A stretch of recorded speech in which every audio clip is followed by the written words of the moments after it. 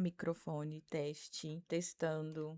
Bom dia, pessoal! Tudo bem com vocês? Sejam bem-vindos a mais uma live. Já vem se achegando. Vamos lá, gente? Bom dia!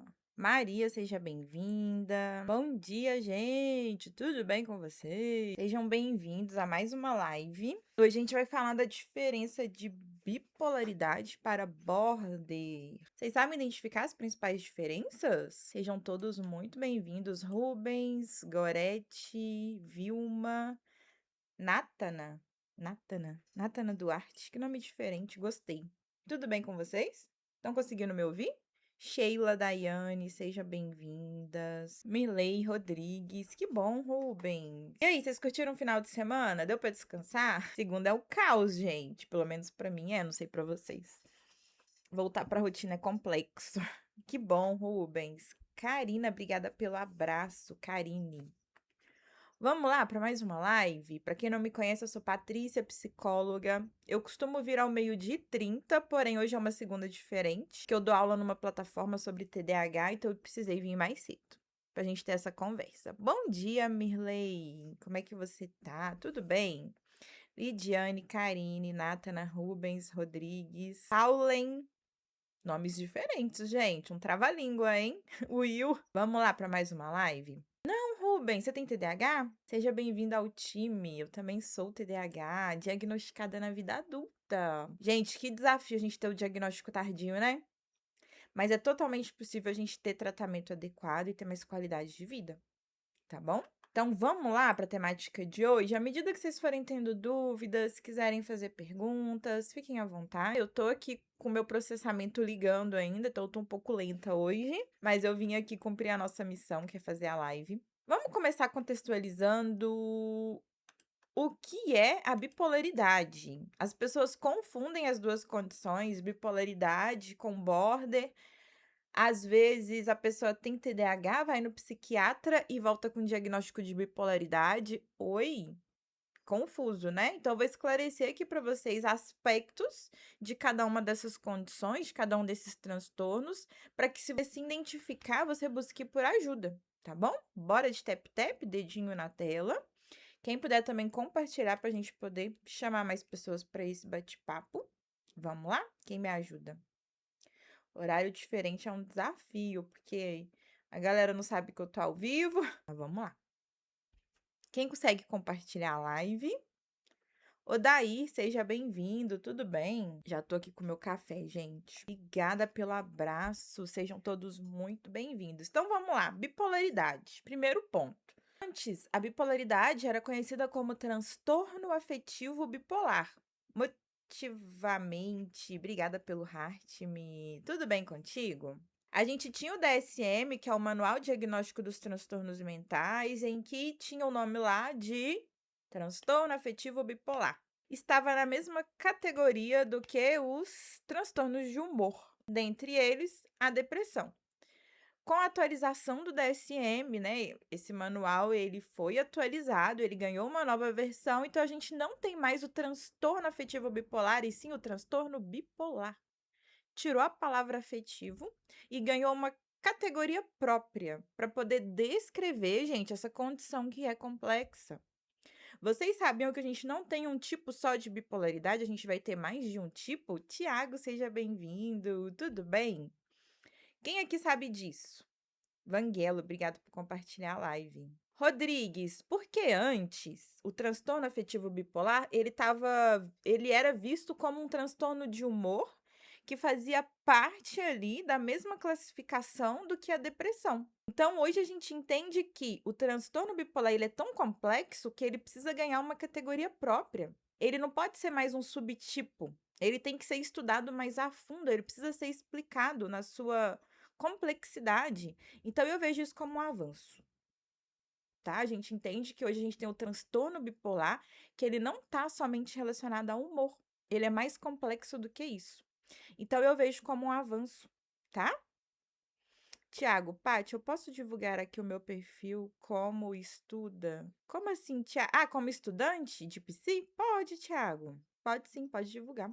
Se tiverem estudantes de psi aí, ó, O Thiago tem um perfil voltado para isso, galera. É esse perfil mesmo ou é outro perfil, Thiago? Então, só para vocês entenderem que o transtorno bipolar, ele é tão complexo que não dá mais para ele ser um subtipo.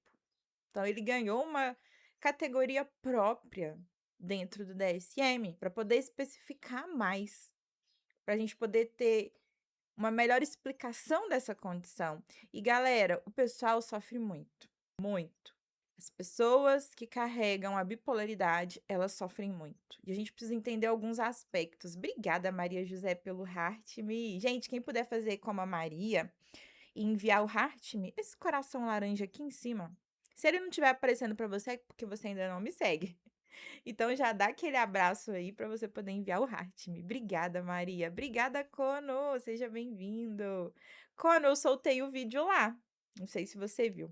Acabei de publicar sobre altas habilidades. Ficou um pouco amador, eu acho que eu vou fazer uma segunda versão, mas tá bom. Foi o que eu consegui fazer hoje.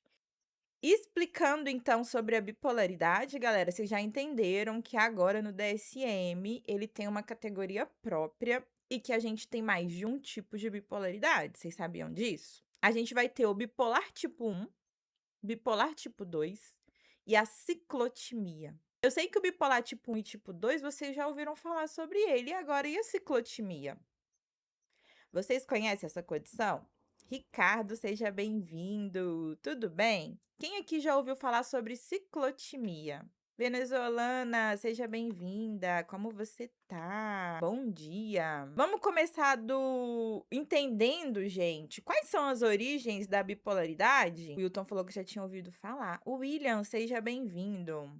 Primeiro eu quero te perguntar, quando que é feito o diagnóstico da bipolaridade? A gente consegue diagnosticar bipolaridade na infância? Sim ou não? Respondam aqui para mim no chat.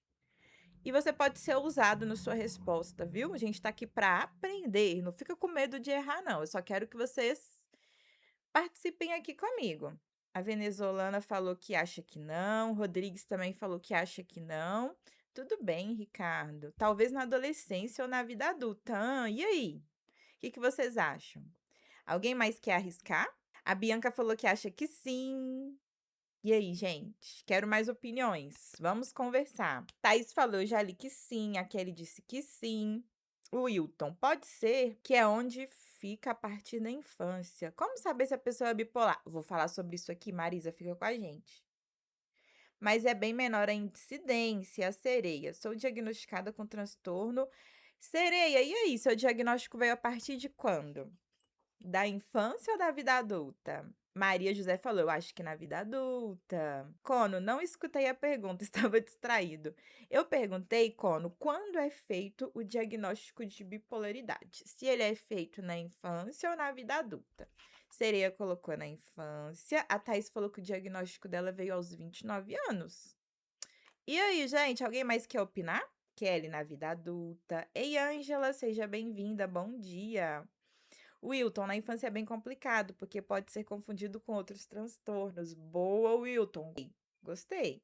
A Kelly, o meu foi aos 47. O Mário acha que é na infância. Obrigada, Ângela, pelos presentes. Obrigada, Bianca. Obrigada, Ricardo. Gratidão, gente. Thaís, meu pai tinha uns 45. Então, bora esclarecer, gente. Bipolaridade, border, transtornos de personalidade no geral, geralmente esse diagnóstico ele não é feito na infância. E por quê? Explico. Na infância, a gente ainda tem o cérebro em formação. O córtex pré-frontal, que é essa região aqui central do cérebro, da frente, responsável pelo gerenciamento, pela organização, pela tomada de decisão, a área do juízo, que os mais velhos batiam na sua testa e falavam, toma juízo, menino, está em formação ainda. E ele vai ser totalmente formado até os 24, 25 anos de idade. Então, não seria irresponsável a gente fazer esse diagnóstico de bipolaridade ou de algum transtorno de personalidade tão precoce, ainda na infância? Seria. É por isso que a criança que já apresenta algumas características, ela vai ser acompanhada até ela chegar ali ao final da adolescência e, de fato, esse diagnóstico ele conseguir ser feito. tá? Isso mesmo, porque a personalidade ainda não está totalmente formada, a gente tem ali traços que nascem com você. Por exemplo, se você é uma pessoa mais introvertida, você já vai nascer com essas características. Ou se você é essa pessoa extrovertida, comunicativa, você também já nasce com essas características. Mas a personalidade, ela termina de ser formada ali entre os 24 e 25 anos de idade. Por isso que a fase da adolescência, ela é tão impulsiva. Os adolescentes, eles não são muito emocionais, impulsivos, tudo parece que é o fim do mundo? Claro, gente, o córtex pré-frontal ainda não terminou de ser formado. Travou? Será que é a minha internet? Voltou? Ou tá travando ainda? Mas voltou? Deixa eu acompanhar aqui. Um dia eu tenho 45 anos e tenho ambos os diagnósticos da live. Carla, você foi diagnosticada com as duas condições? Tanto com o border e a bipolaridade? Obrigada, Wilton, por sinalizar. A gente deve ser a internet. Entendi, Carla. Que 16 anos. Obrigada, Wilton. Bom dia, mais brindes. Tudo bem? Entendido isso, galera? Geralmente, o diagnóstico de bipolaridade ou de border, ele vai vir a partir da final da adolescência, início da vida adulta. Ou mais tarde. Talvez você camuflou bem esses sintomas ao longo da vida e quando você teve uma certa idade, você começou a ter mais impactos disso.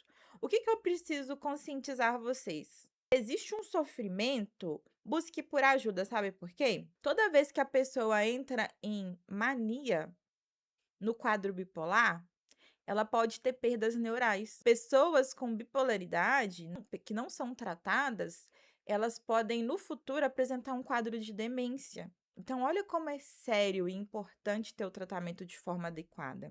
Olha lá a Carla, ela disse que sempre foi tratada como ansiosa e mimada. A Joyce falou que precisa tratar o TDAH. A Bianca falou que acha que ela tem bipolaridade. Dessa, bom dia. Por que não conseguimos esquecer o que nos aconteceu sem ter prejuízos, simplesmente esquecer? Dessa, importante isso daqui. Vamos raciocinar sobre o que a Dessa tá trazendo pra gente? Por que a gente não consegue simplesmente esquecer? Por que não é tão simples assim, gente? Alguém quer responder?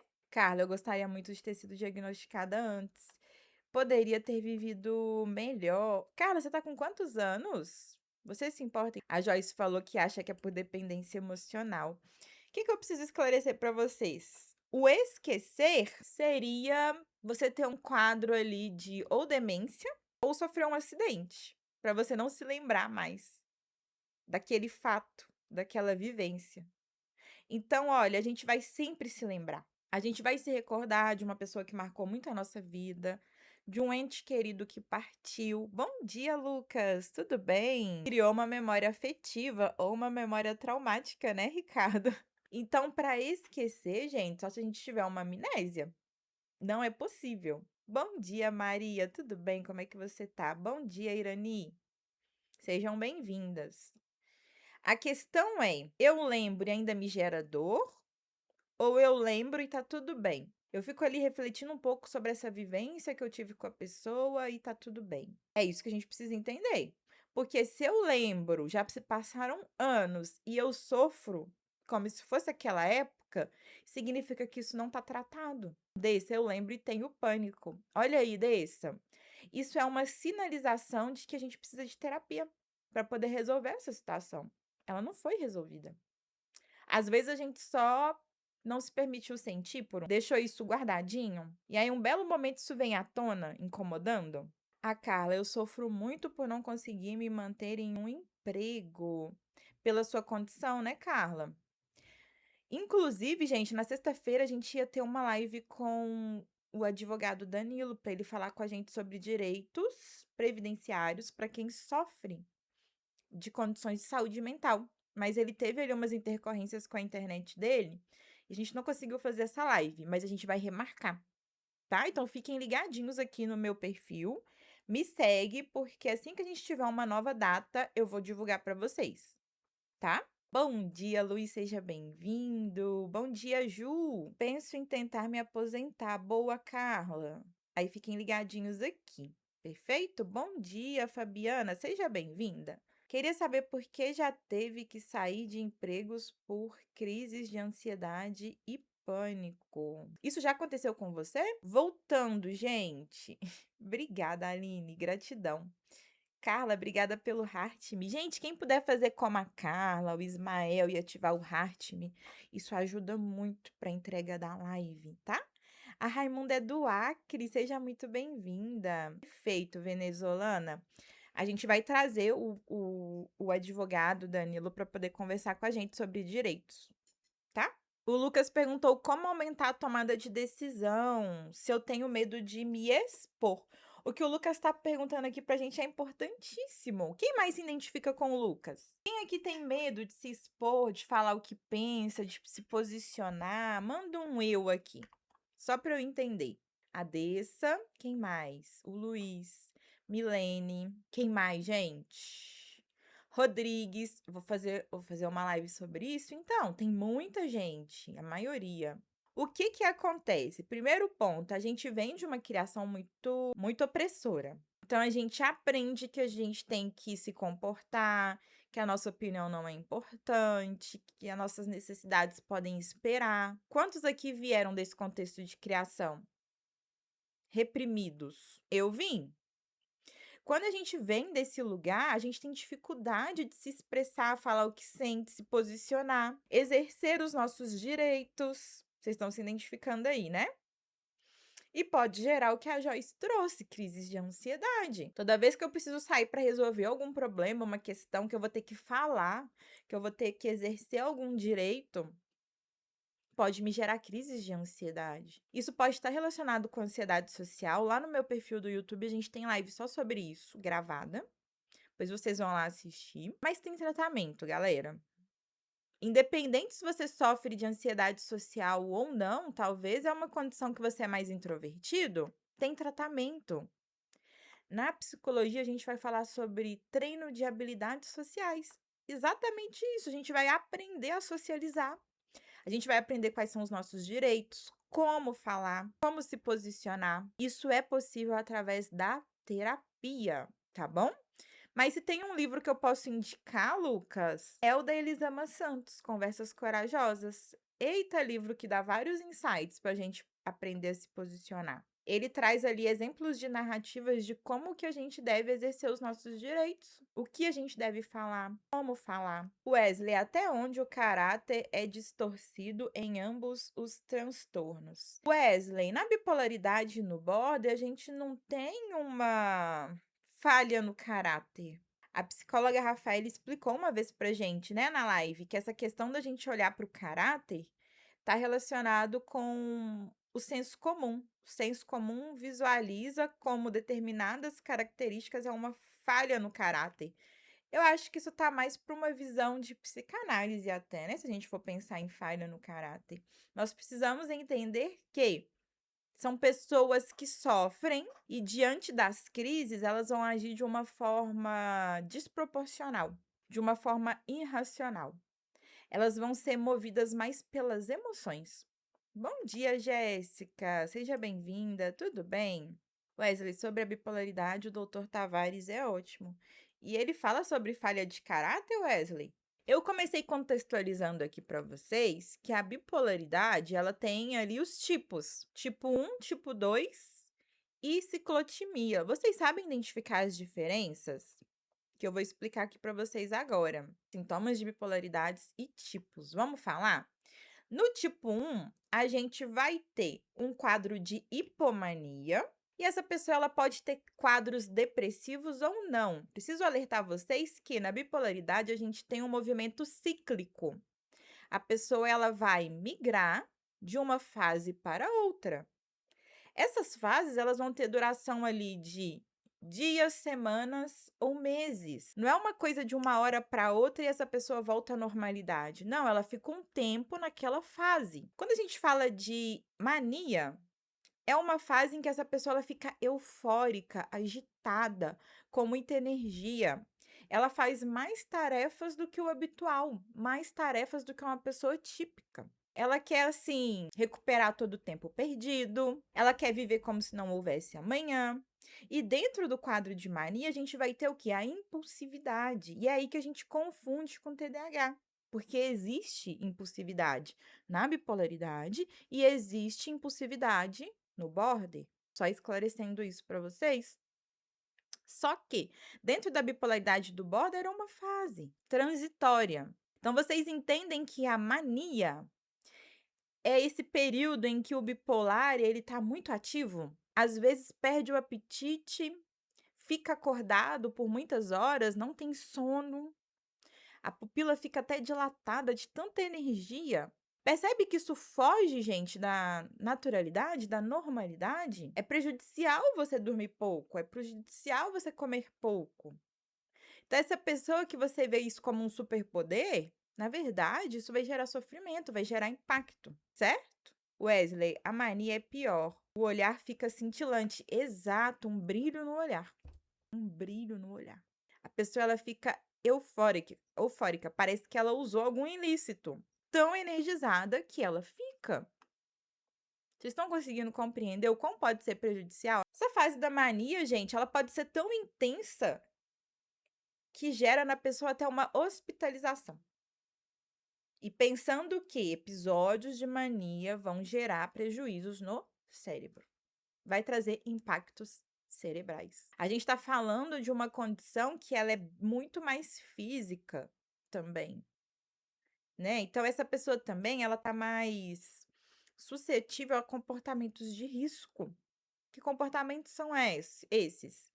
Dirigir perigosamente, hábitos sexuais que fogem à normalidade, uma pessoa que fica mais excitada e pode ter múltiplos parceiros naquela fase, e isso é prejudicial para a saúde dela, porque às vezes vai até se esquecer de se prevenir. Vai fazer mais uso também de substâncias. Então, a pessoa, durante essa fase, ela acaba ficando o quê? Vulnerável. Porque ela vai agir pela emoção, pela intensidade, pelo momento. Ela não vai pensar muito em consequências. E quanto pode durar esses episódios? A mania, gente, ela pode durar em torno de uma semana ou um pouco mais que isso. Já quando a gente tem um episódio maníaco e o episódio depressivo, geralmente a pessoa passa bastante tempo na depressão, experienciando a depressão. A depressão vai ser o oposto disso. Vai ficar na cama sem energia, não vai conseguir trabalhar com pensamentos negativos. Existe uma alta taxa de pessoas bipolares. Vocês sabiam disso? Que a taxa é maior do que em pessoas que sofrem com a depressão? Outro ponto também. Muitas vezes a pessoa bipolar, ela vai ser diagnosticada primeiro com transtorno depressivo e não com a bipolaridade, porque ela passa maior tempo nas fases depressivas e não em mania. Nessa fase pode ser, ao invés de álcool e tal, pode ser compulsão alimentar também, bom ponto. Pode ser também compras excessivas. Comprar como se não houvesse amanhã, sem pensar nas consequências. Ah, amanhã eu vejo. Hoje eu quero comprar. Tô tão empolgada que eu vou comprar a Shopee inteira. É bem assim. Depois que passa a mania, vem a depressão com tudo. Eu não deveria ter comprado essa quantidade, como eu vou pagar? Eu estourei o limite do meu cartão, eu fiz um empréstimo que eu não deveria fazer, e agora? É nesse nível, gente. Vocês estão entendendo como isso é grave? Aline, olha, minha irmã tem bipolaridade, ela fica com dificuldade para andar. Olha aí um prejuízo. Wesley, doutora, isso aí de hipersexualidade é um dos fatores que domina o caráter. Ai, Wesley, isso é tão complexo. Não vamos entrar nessa esfera, não. Não vamos entrar nessa esfera do caráter, não, que senão a gente vai ficar aqui um tempão e as pessoas vão embora da live. Toda vez que eu entro nesses assuntos assim mais densos, as pessoas tendem a sair da live. Eu precisaria entender a questão da irmã dela para entender o porquê a dificuldade de andar. Fala do transtorno bipolar. Tenho depressão. Cíntia, estamos falando da bipolaridade neste momento. Fica aqui ligadinha. E, gente, obrigada pelos presentes. Vocês enviaram algumas rosinhas e eu peço a ajuda de vocês nos taps. Ó, vocês estão vendo um ranking aqui, ó? Vamos lá, eu quero ver quem que vai passar o meu top 1. Quem que vai passar o Thiago? Quero ver quem que vai tomar a coroa dele. Bora? Como fazer o diagnóstico correto de border? Psiquiatra diz que sim, psico não. Ju, esse diagnóstico ele pode ser feito de duas formas. A primeira delas é você busca um psiquiatra. relata para eles os sintomas. A segunda forma desse diagnóstico ser feito é através de uma avaliação neuropsicológica. Aí é com um psicólogo que tem pós-graduação em neuropsicologia. Porque esse diagnóstico ele vai ser feito através da sua história de vida e de testagem. Sim, temos testes, gente, para poder avaliar bipolaridade e borderline. A gente tem instrumentos para fazer esse rastreio, tá bom? E olha, deixa eu falar algo para você. O psiquiatra, ele vai te ver ali, sei lá, por no máximo 30 minutos. Eu conheço uma que faz o atendimento de 1 hora e meia. Ela é raridade. Mas geralmente, no máximo que um psiquiatra vai ficar com você é 30 minutos. O psicólogo, ele tá te acompanhando por meses. Então, ele vai ver as suas fases. Ele vai fazer o registro semana e vai perceber as suas oscilações. Então, quem seria o profissional que veria com mais clareza que você está ciclando, que você migra de uma fase para outra? Ah lá, ó, eu já fui no psiquiatra e eu demorei 20 minutos e foi muito. Raridade até. Border também pode ter impulsividade, como não confundir com a mania. Sim, Luiz, eu vou explicar essa diferença. Então, eu falei, gente, do bipolar tipo 1, que ele pode ter um quadro depressivo ou não. Então, essa pessoa ela pode fazer o quê? Ter quadros de mania de tempos em tempos, voltar para a normalidade e não ser associado com um quadro depressivo. Ou ela ciclar de mania para depressão, passar mais tempo no quadro depressivo.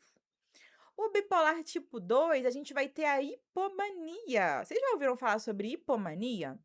Vocês sabem o que significa a hipomania? A hipomania, eu tenho os sintomas da mania, porém de uma forma mais branda e com uma duração menor. Enquanto na mania duração é em torno de 1 semana ou mais, na hipomania dura em torno de 3 a 4 dias. É mais breve. E não de forma tão intensa que nem na mania, certo? E geralmente a pessoa ela não é hospitalizada. Ela simplesmente vai ciclar de hipomania para depressão. Aí sim, no bipolar tipo 2, a gente tem a fase depressiva recorrente. A maior parte do tempo, essa pessoa ela tá deprimida no bipolar tipo 2. No bipolar tipo 1, a gente pode ter a depressão ou não, e no bipolar tipo 2, a gente vai ter a depressão, como ciclagem. E a gente tem a ciclotimia, que é o terceiro tipo. Quando a pessoa ela não tem sintomas suficientes para fechar um e nem tipo 2, mas ela tem episódios de hipomania e de depressão, ocasionalmente, ela vai ser classificada como ciclotimia. Então, ela não fecha para bipolar tipo 1 nem tipo 2, mas os sintomas estão presentes há pelo menos 2 anos. Então, é uma condição crônica. Essa pessoa, ela vai ser diagnosticada com ciclotimia. Então, essas são as 3 condições que a gente tem dentro da bipolaridade. Vocês entenderam? Na bipolaridade, gente, os sintomas eles duram por semanas, dias, semanas ou meses. Principalmente o estágio depressivo. Travou, gente. Tá que trava hoje, hein? Socorro. Rose, eu tenho tipo 2, nunca segui tratamento, pois nunca aceitava. E agora, Rose, você segue? Porque o problema que a gente tem de não fazer o tratamento são as perdas neurais quando você vivencia o episódio de hipomania. A gente tem perdas neurais que pode levar a um quadro de demência, tá? E aí o Rodrigues perguntou: a pessoa nasce com essa condição? Não, Rodrigues, a pessoa não nasce com essa condição. O que acontece? Quando existe um fator genético associado, ela pode ter pais, um dos pais bipolar ou vô. O gene tá lá. Por conta de dificuldades na criação, por desafios que a pessoa não lida bem com eles, ela pode desencadear a bipolaridade.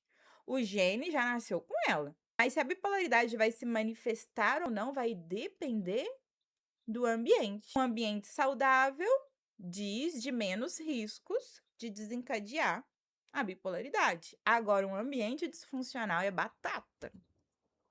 Provavelmente a pessoa ela vai desencadear ali a condição. O mesmo vale para o border, tá bom? O gene existe na pessoa. Vai desencadear dependendo das experiências que ela vivencia ao longo da vida, certo? Bipolaridade tem cura? Não. O que tem cura é doença.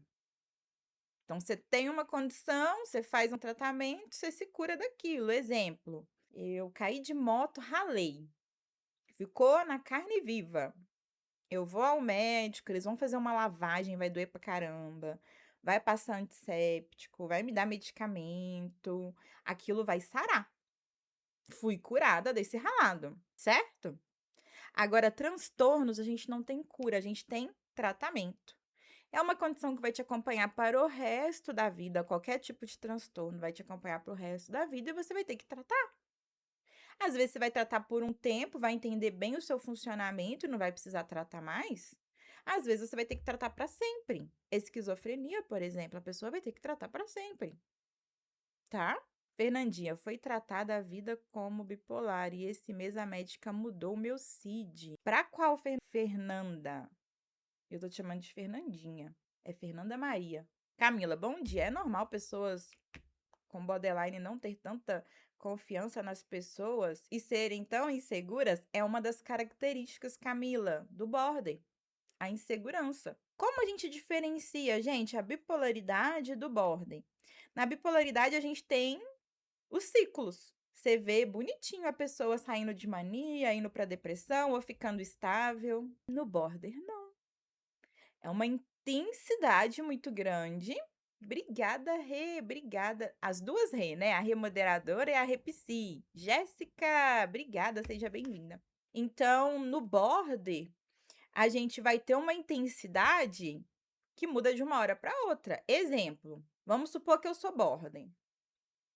Aí eu tive uma discussão pela manhã com o meu marido, eu fiquei muito enraivecida, falei coisas horríveis para ele. E uma hora depois ele me liga, me pede desculpa e fica tudo bem. Então foi algo pontual. Para aquele momento eu tive muita raiva, eu xinguei, eu falei coisas horríveis. Foi o fim do mundo, eu achei que eu ia até terminar a relação. Uma hora depois ele me liga, pede desculpa e a gente fica de love. A gente tem isso dentro do border. Uma intensidade gigantesca de quebrar coisas.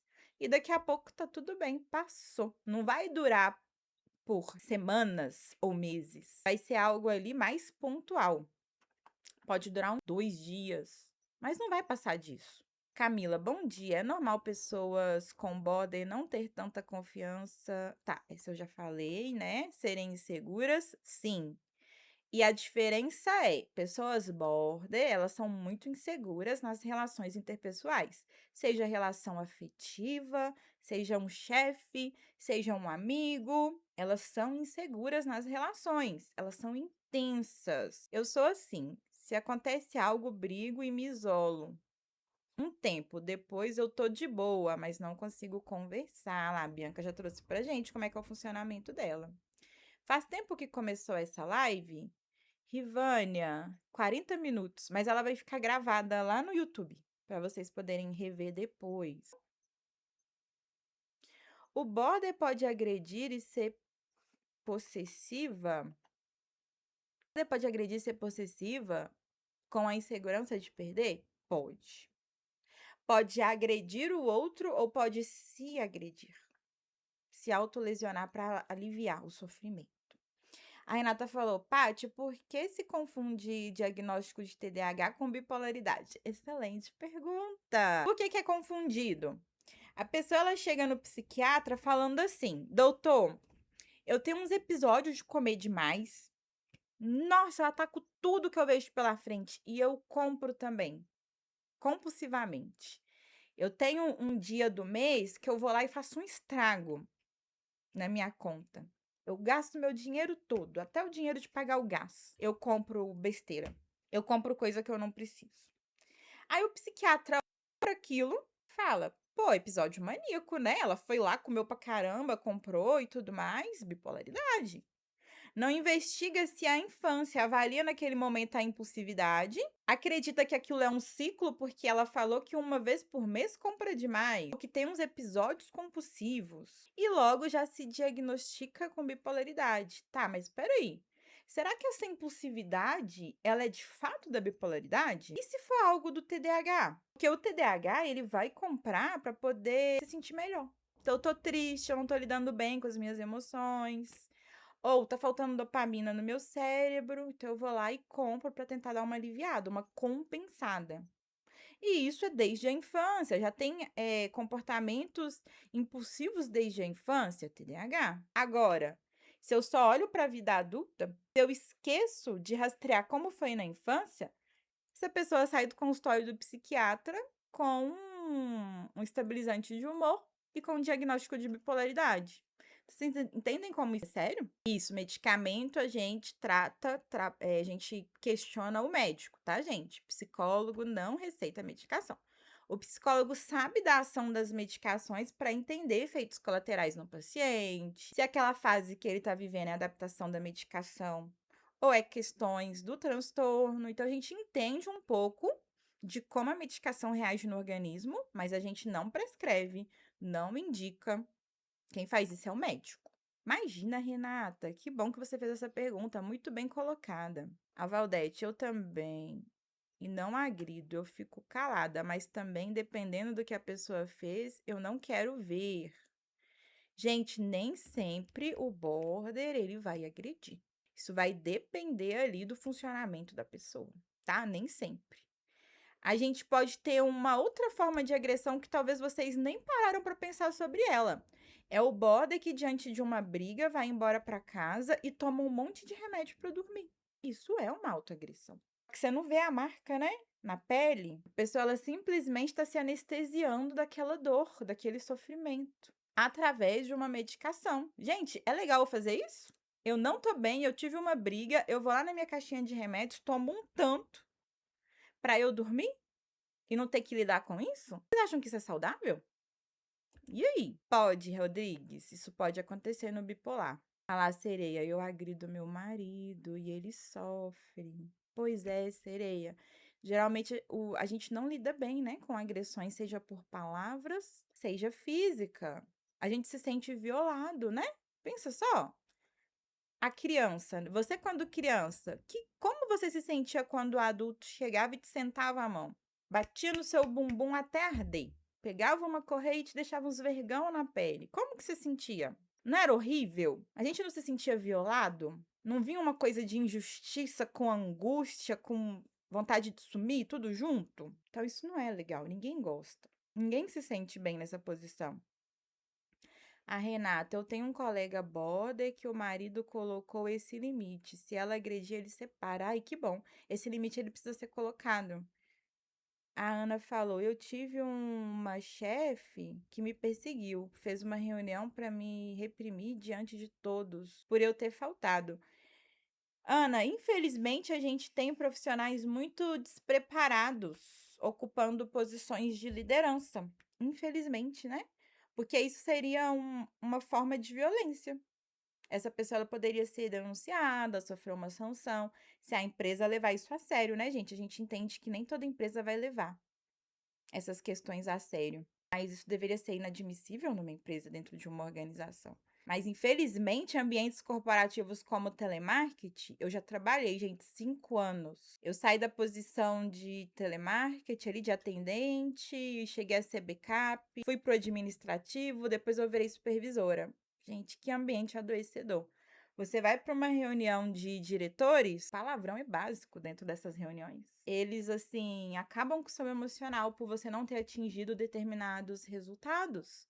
É um ambiente adoecedor. Isso deveria ser um crime, mas nem toda instituição leva essas coisas a sério. Assédio moral, exatamente, Renata. A Ana era um escritório de advocacia, o ambiente adoecedor, tá? Escritório de advocacia. Infelizmente. A gente tem abuso de poder, ambiente tóxico, né, Luiz? Então, vamos continuar falando das principais diferenças aqui. Eu trouxe até uma tabela para a gente diferenciar a bipolaridade do border, quer ver? Enquanto isso, bora de tap, gente, vamos bater 30k? Quem me ajuda, ó? Para você, o tap é só você pressionar o dedinho na tela, os corações vão subir. Isso! Boa! Igual tá subindo agora. Vamos bater 30K? Então, olha só para vocês verem. Vou falar algumas situações aqui para vocês identificarem as diferenças. Mudanças de humor. Na bipolaridade, essas mudanças elas acontecem, então dura dias, semanas ou meses. São mudanças de humor químicas e não necessariamente provocada por algo externo. Então, pensa só, na bipolaridade não precisa acontecer algo para o meu humor se modificar. Ele se modifica internamente e não por um acontecimento. Então, eu ciclo de mania para depressão por mudanças químicas dentro do meu organismo, enquanto no border, essas mudanças elas podem variar, elas podem acontecer várias vezes ao dia e geralmente elas são reativas e em situações relacionais. Então, o border, muitas vezes, ele vai ter mudanças de humor por questões do ambiente, porque o chefe falou comigo de uma forma que eu não gostei, porque o marido deu uma má resposta, porque a esposa falou atravessado, porque eu tinha criado uma expectativa e essa expectativa ela não foi atendida, o meu humor ele se altera. Percebe, gente? Que diferença gritante aí? Deixa eu ver o que vocês estão falando. A Fernanda, sou diagnosticada com bipolaridade e com border. A Fernanda, ela vive as duas condições, então, pensa. Ela tem as mudanças de humor que são do organismo dela, internas, e ela vai ter as mudanças de humor que são externas, relacionados aí com o comportamento do outro. Bom dia, Alê, tudo bem, minha amiga? Como você tá? TDAH pode ser aposentado? Dani, para a gente ter a aposentadoria de uma pessoa com TDAH, ela tem que ter muito prejuízo. Ela precisa ser bem disfuncional, sabe? A condição de TDAH precisa trazer impactos que impedem ela de fazer coisas do dia a dia. Isso vai ter que ser comprovado. Como? Através de laudos, através de relatórios psicológicos, laudos médicos, um bom advogado previdenciário para poder entrar com a ação, fazer todo o trâmite. Você vai ter que comprovar isso na perícia, né? Vai ter o dia ali da perícia com o perito do INSS. Então, assim, a pessoa ela precisa ter muito prejuízo para ela ser aposentada. Tem que passar pelo neuro para diagnosticar isso? Maria, você está falando de bipolaridade border? A gente passa pelo neuro quando a gente tem condições do neurodesenvolvimento, aquilo que envolve o cérebro. Então, por exemplo, eu tenho uma condição de AVC, ou de demência, um transtorno do neurodesenvolvimento como TDAH e autismo, um déficit intelectual, um quadro de epilepsia. Isso envolve o funcionamento cerebral. Então, neuro. Transtornos que envolvem humor, alterações de humor, de personalidade, é o psiquiatra. Só para vocês diferenciarem. Ei, Danúzia, seja bem-vinda. Tudo bem? Tá bom? Leverson, tô esquecendo tudo sobre o dia. É normal? Leverson, isso foge à normalidade, porém a gente precisa entender os fatores associados. Esse esquecimento, ele começou na vida adulta? Ou ele vem desde a infância? Então, a gente precisa entender todo o seu quadro. Lembrando que, gente, pessoas pós-Covid, elas podem ter quadros de esquecimento. Não quer dizer que essas pessoas são TDAH, não. Tem relação com sequelas do Covid. Pessoas que fazem uso de ilícitos, elas podem ter esquecimentos, porque substâncias fazem aí uma queima de neurônios, né, gente? Uma exterminação de neurônios. Então, essa pessoa ela vai ter prejuízos cerebrais a partir do uso de ilícitos. Pessoas que fazem uso indiscriminado de telas, elas podem também apresentar quadros de esquecimento. Então, a gente precisa fazer uma avaliação completa para entender se a origem do seu esquecimento ela está relacionado com causas químicas ou se tem relação com o transtorno do neurodesenvolvimento. A Renata, eu também estou assim, mas é por conta da ansiedade. Faço as coisas pensando em outras. Aí, ó, ansiedade também. Bem pontuado, Renata. Então, quando a gente tem quadros ansiosos correntes, né? Essa pessoa ela já convive com a ansiedade há muito tempo, ela tem crises, ela tem um transtorno de ansiedade, ela pode ter esquecimentos porque a cabeça dela fica se preocupando. demais. Então, entenda, começar a apresentar esquecimentos não é normal, isso precisa ser avaliado. Só para a gente deixar isso claro aqui.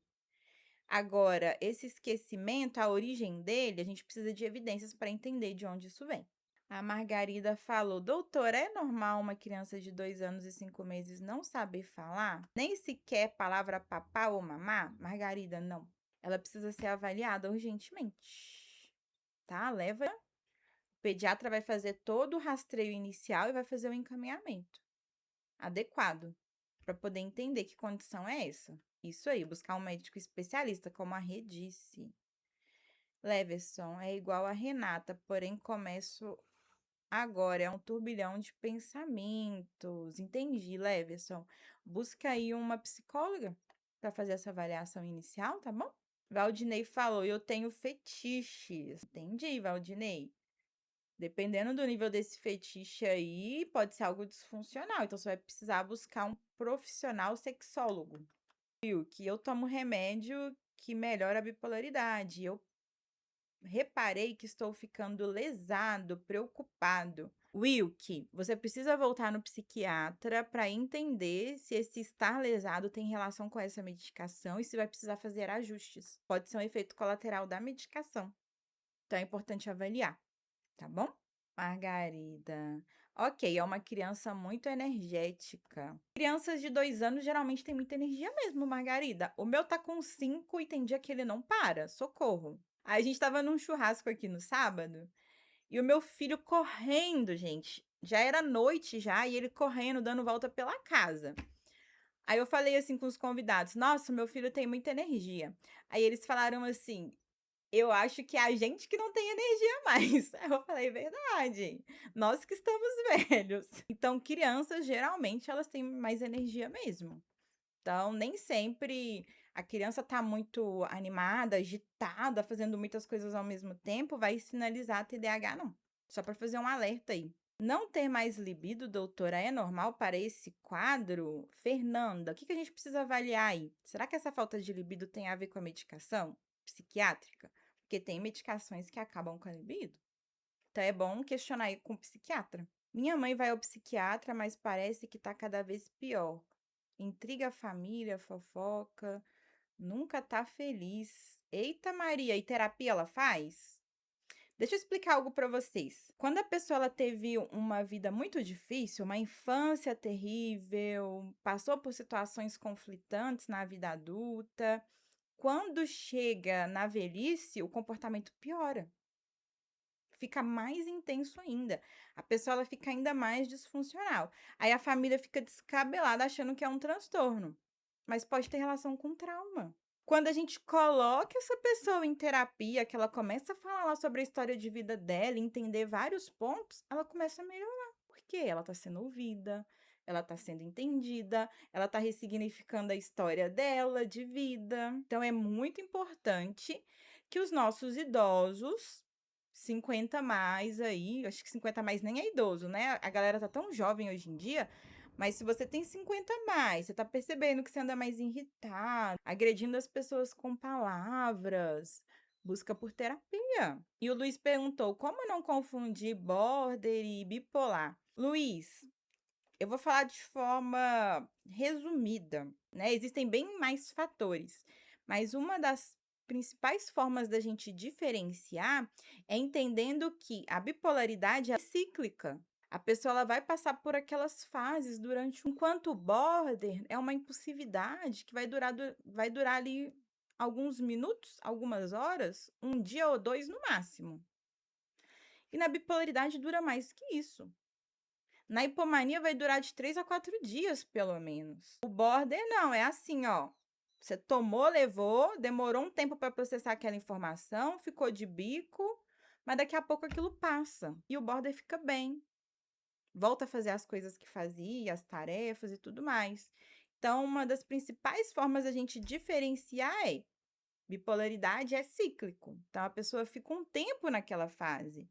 O border não, é uma intensidade para aquele momento e daqui a pouco passa. Gente, eu não sei o que é borderline. Celi, Borderline, transtorno de personalidade, é uma pessoa que tem um quadro de intensidade muito grande e essa intensidade, né, uma mudança de humor muito predominante, muita raiva ou muito choro, ou comportamentos que colocam a vida dela em risco. Isso vai acontecer por conta da influência do comportamento do outro, por conta das relações. Então, o border, ele não interpreta muito bem aquela situação social, leva isso para o coração, que é para o campo emocional, e reage de uma forma bem desproporcional. Ao ponto de, deixa eu contar uma situação. Um casal tá conversando na praça. Eles começam a discutir. O cara fala: "Vou terminar com você, não aguento mais". Você tem umas desconfianças, umas paranoias, você inventa umas coisas. Aí a pessoa fala: "Se você fizer isso, eu vou pular na frente do carro. Eu não posso ficar sem você terminar comigo, eu vou pular na frente de um carro". E aí ela vai lá e pula. O cara: "Não, mas eu vou terminar, porque eu não tô dando conta mais". Aí ela vai lá e pula na frente de um carro. É nesse nível, gente, de disfuncionalidade para aquele momento. Aí depois, quando sai da esfera emocional, que cai por si, percebe o quão inadequado foi a atitude, que não deveria ter feito aquilo, mas ficou tão desesperada com o término, aquilo doeu tanto, que teve essa atitude desproporcional à situação. Isso mesmo tratando, enjoy, tratando, isso reduz drasticamente. Drasticamente. Sabe por quê? Na hora ali da raiva extrema, ela pode se lembrar que tem uma psicóloga que ela pode acionar. Patrícia, eu tô com muita raiva. Eu vou estrangular ele. Aí a psicóloga conversa, ela vai respirando, vai acalmando. Tá, Patrícia, eu agi de uma forma aqui que eu saí de mim. Eu não vou fazer isso mais, eu entendi. Aí tranquiliza. Quando essa pessoa ela faz tratamento, ela tem rede de apoio, ela tem as pessoas chaves que na hora que ela estiver ali querendo fazer uma coisa que é uma besteira, ela vai acionar essa pessoa para se acalmar. Agora, se não faz tratamento, ela é uma bomba relógio que pode explodir a qualquer momento. Fefe, minha bipolaridade, estou há 4 semanas na hipomania, mista, sem dormir e ficando exausta. E Fefe, como é para essas fases? Existe uma medicação para te ajudar a dormir? O que foi que o psiquiatra traçou com você para essas fases? Conta aqui pra gente. A lá Conceição trouxe um relato pra gente. Olha, eu conheci uma moça que ela fez exatamente isso. Pulou no Rio Paraíba. E aí ela começou a gritar para buscar, porque já era bem escuro. Aí deu que foi uma forma. E aí, ela conseguiu ser resgatada? Meu Deus. Milagre, esqueço onde estou e tenho a impressão que tem gente me seguindo. Milagre, busca por um psiquiatra para entender o que é isso. Bipolaridade é genético? A Danúzia atingiu o nível 14 aqui na live. Parabéns, Danúzia! Bipolaridade tem causa genética, sim, gente. Tem um fator genético. Vai ter aí algum parente, mesmo que seja um parente mais distante, com características, por mais que ele não tenha sido diagnosticado, tá? Tem um fator genético, sim. A questão é, você pode ter um gene de bipolaridade e ele não ser desencadeado, porque você teve ali uma infância funcional ou porque você foi uma pessoa que conseguiu ressignificar. O ressignificar é, eu passo por eventos difíceis, mas eu consigo dar um novo significado para isso. Olha lá, Enjoy! Já fui subdiagnosticada com bipolaridade, mas no fim era TDAH mais altas habilidades e superdotação.